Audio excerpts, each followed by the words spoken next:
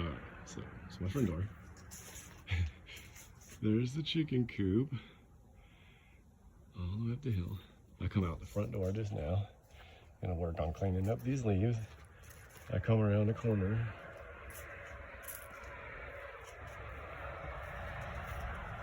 And that's what I find. That's my Polish rooster. He's I don't know what he's doing right now.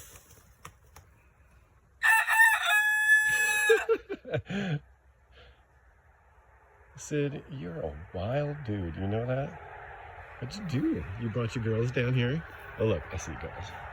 Yeah, he's all the way out here in the front.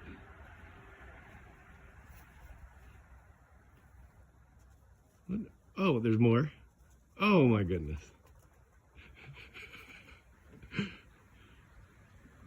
Sydney, you need to take these girls back up to the coop, man. You guys are, don't you think you're roaming a little far from home? Hmm? There she is. Oh, there, and then there's an Americana. So, we got all the leghorns, Polish rooster, and one Americana. So there's 3 Americanas or 4 Americanas up there